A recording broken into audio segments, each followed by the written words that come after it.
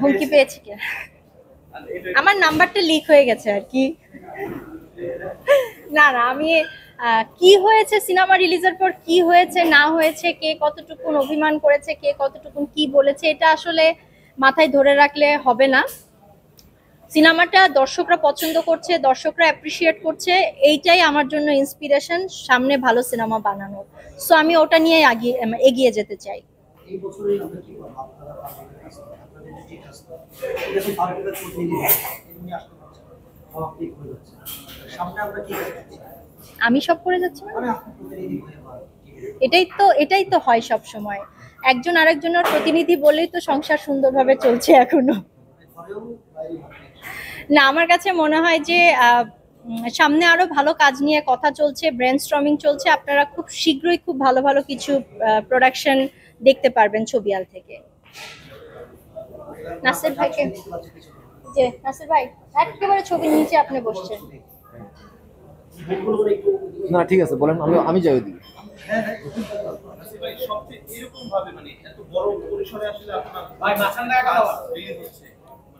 শুনে তারপরে জি না, আগে শুনুক, শোনার পরে মাঝখানে তাকায়।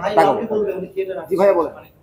ফলে অনেক বড় পরিসরে আপনি আসছেন এবার টেলিভিশন এইটা আপনার কাছে কেমন লাগছে দ্রুতই আসলে মানুষের কাছে পৌঁছে যাচ্ছে? নাসির, আপনার কখনো টেলিভিশনে কোনো প্রোডাকশন গেছে? অনেক বেশি তারকা হয়ে গেছে আগেও তারকা ছিলেন এখন আরো বেশি তারকা তারও তো কি আবার বেশি হয় নাকি ভাই?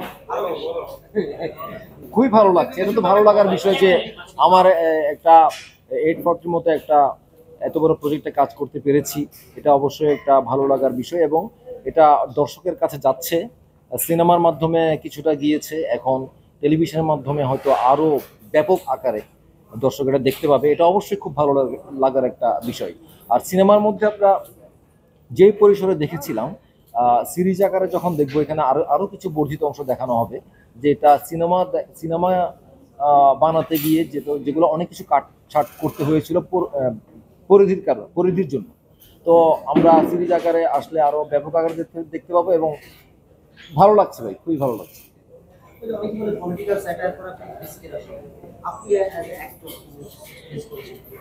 আমি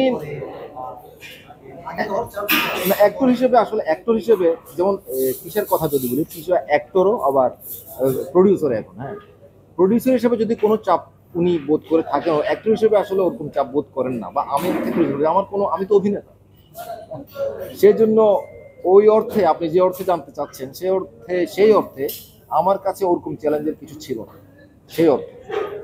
আমরা একটা প্রশ্ন করি আপনার বলি কি হচ্ছে ঢাকা